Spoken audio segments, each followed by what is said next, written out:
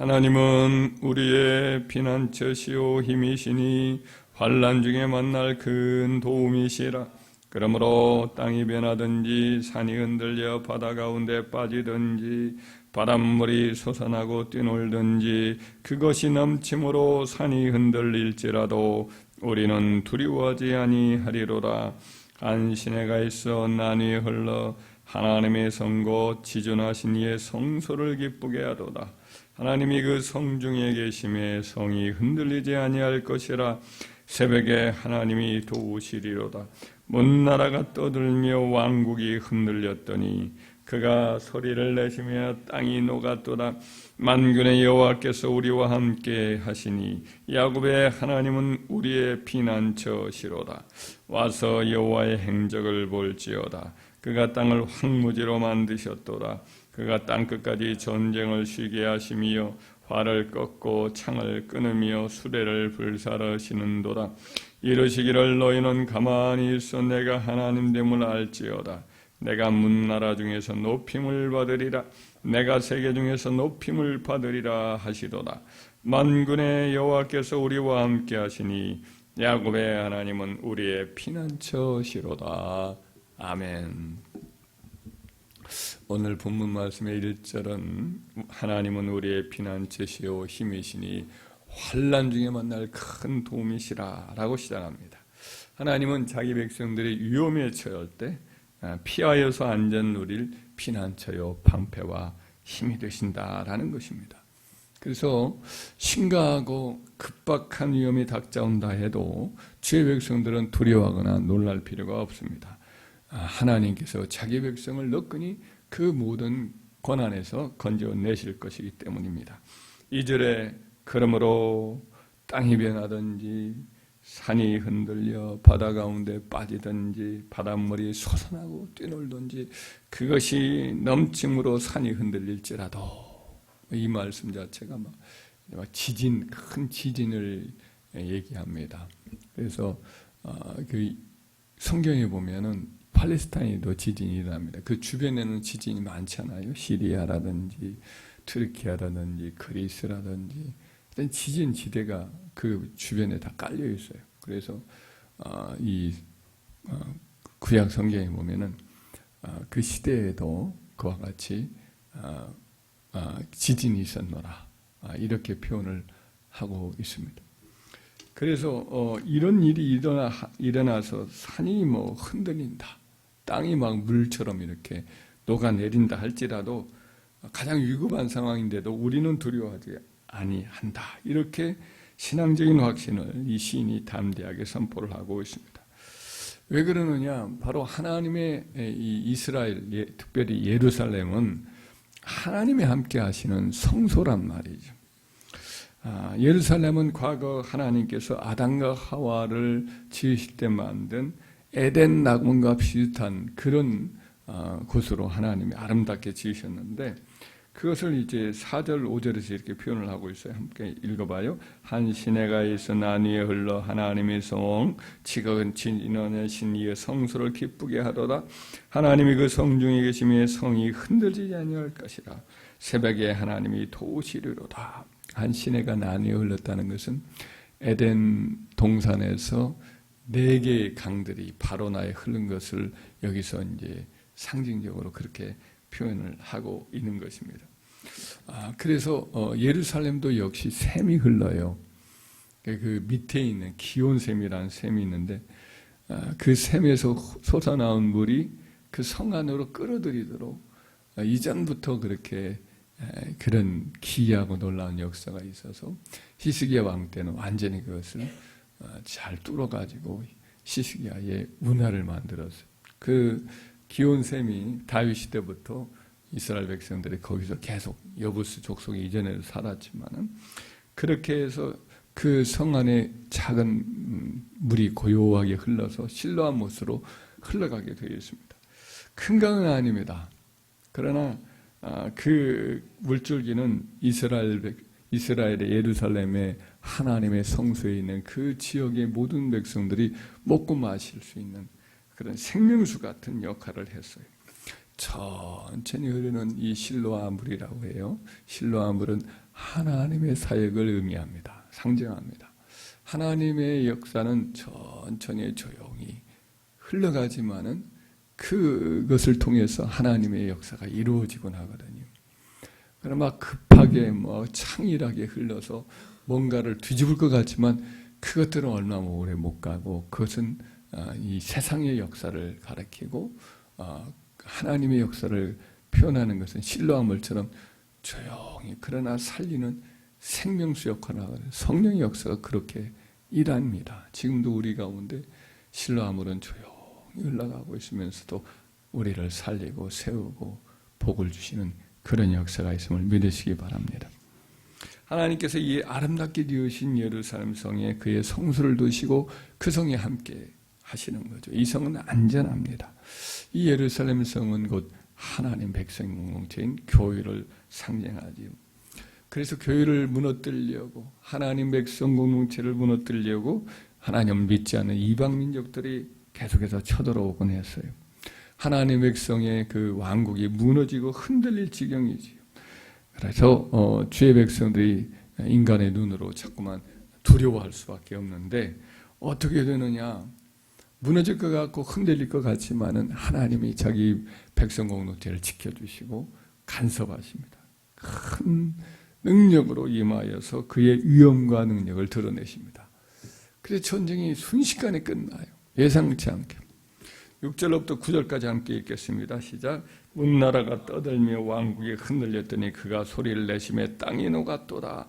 만군의 여호와께서 우리와 함께 하시니 야곱의 하나님은 우리의 피난처시로다. 와서 여호와 행적을 볼지어다. 그가 땅을 황무지로 만드셨도다. 그가 땅을 땅끝까지 전쟁을 쉬게 하시며 활을 꺾고 창을 끊으며 수레를 불살하시는도다. 하나님께서 용사처럼 일어나셔서 잠들었다가 깨어난 용사처럼 갑자기 일어나셔서 주의 백성을 도우심으로 엄청난 규모의 적군들이 놀라서 순식간에 무너지고 말지. 하나님의 백성들이 하나님의 행하신 일을 보면서 찬양을 할 수밖에 없죠. 적군은 무너지고 이방 민족들의 무기들은 불로 불태워지고 전쟁은 완전히 종식되고 말지. 그런 전쟁 과정에서는 하나님의 백성들은 할 일이 없습니다. 하나님이 다 하시기 때문에 지켜만 보았을 따름이죠. 10절에 보면은 전쟁에 나선 주의 교회들, 주의 백성들에게 하나님이 할 일을 명령을 합니다. 함께 읽겠습니다. 10절 시작. 이르시기를 너희는 가만히 있어 내가 하나님됨을 알지어다. 내가 문 나라 중에서 높임을 받으리라. 내가 세계 중에서 높임을 받으리라 하시도다. 하나님 백성들은 가만히 있으라는 거예요. 그것이 할 일이에요. 하나님께 전적으로 맡기라는 거죠. 하나님이 다 하시겠다고 말씀을 하시는 거예요. 어떻게 그 많은 군대와 무서운 전쟁 무기를 가진 적군들을 어떻게 하나님의 처리를 하신단 말입니까? 과연 하나님 백성은 칼이나 창이나 활 한 번 안 써도 다 끝날 수 있단 말입니까? 전쟁을 다 이길 수 있단 말입니까? 그런데 성경에 보면 그런 예가 몇 번에 걸쳐 나와요. 예를 들면 모세가 이스라엘 백성을 이끌고 홍해수에 가로막혀 있을 때 백성들이 두려워 벌벌 떨면서 막 그렇게 항의를 하고 무서워 떨면서 우리는 다 죽었다고 말할 때 모세는 이렇게 그들에게 말합니다. 너희는 두려워하지 말고 가만히 서서 여호와께서 오늘 너희를 위하여 행하시는 구원을 보라. 너희가 오늘 본 애굽 사람을 영원히 다시 보지 아니하리라. 여호와께서 너희를 위하여 싸우시리니 너희는 가만히 있을지어다 라고 말씀을 해요. 그리고 손을 내밀어 그의 지팡이를 바다 위에 내밀매 바닷물이 바람에 의해서 다 갈려져서 길이 나는 거예요. 이스라엘 백성은 바다 가운데 나온 길로 걸어가서 건너게 되지만 따르던 애굽 군대들은 하나님의 그 능력을 알 길이 없죠. 그러니까 그들은 그냥 이스라엘 백성처럼 달려오다가 다시 그 강물이 합쳐져서 한 사람도 남지 않고 다 죽임을 당하고 말지. 훗날 여호수아 왕 때에 사해 동쪽의 이방 민족들인 모압, 암몬 그리고 마온 사람 세일산 사람이라고도 하죠. 일종의 에돔 사람들이 정복한 사람들인데 아마 에돔 사람일 수도 있습니다. 세일산 사람들 마오네 지방에 살던 그 남방에 있었던 사람들이 다 합쳐져서 연합 군대를 가지고 여호사왕 때 쳐들어왔어요. 여호사왕과 유다 백성들은 두렵고 떨려서 성전에 모여서 금식하며 하나님께 기도했어요. 그러자 그때 레위 사람 중에 한 사람이었던 야하시엘이라는 사람이 성령의 감동으로 회중 가운데 일어나서 이렇게 예언을 하는 겁니다. 온 유다와 예루살렘 주민과 여호사밧 왕이여 들을지어다. 여호와께서 이와 같이 너희에게 말씀하시기를 너희는 이 큰 물을 인하여 말미암아 두려워하거나 놀라지 말라. 이 전쟁은 너희에게 속한 것이 아니요 하나님께 속한 것이니라. 내일 너희는 그들에게로 내려가라. 그들이 시스고개로 올라올 때에 너희가 골짜기 여기 여루엘 들 앞에서 그들을 만나려니와 이 전쟁에는 너희가 싸울 것이 없나니 대열을 이루고 서서 너희와 함께 여호와가 구원하는 것을 보라.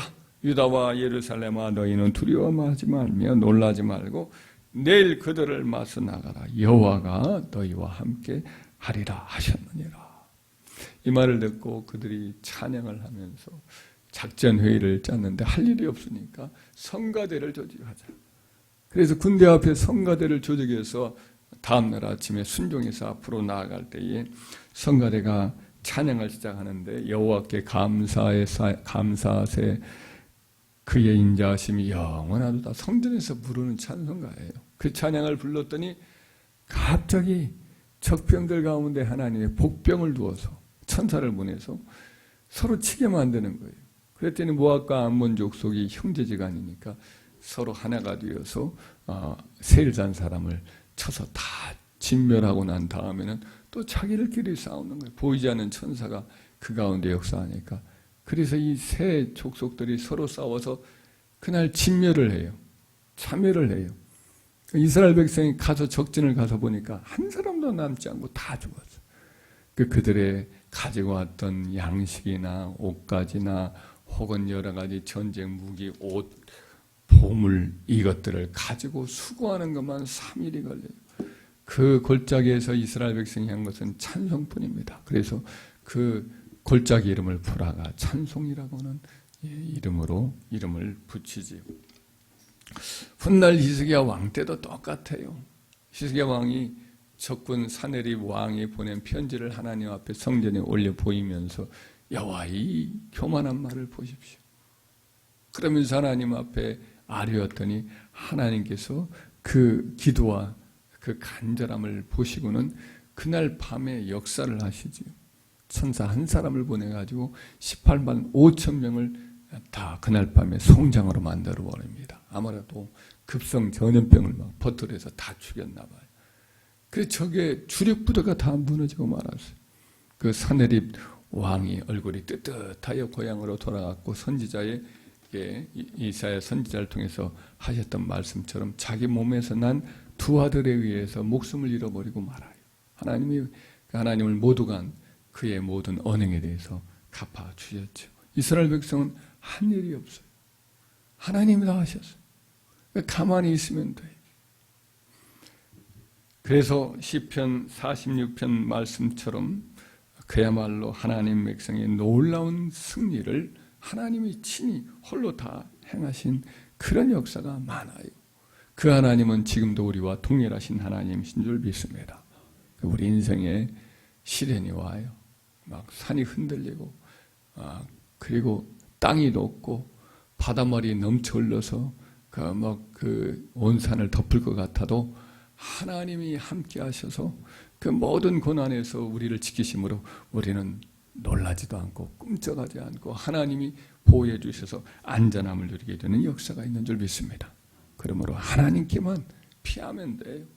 기도로 피하고 찬양으로 피하고 감사함으로 피하면서 주님을 의지하면 야곱의 하나님이 우리와 함께 하시니 우리가 두려워하지 아니하고 야곱의 하나님이 우리와 함께 하심으로 우리는 끝내 승리하고 위기를 건너게 될 줄 믿습니다.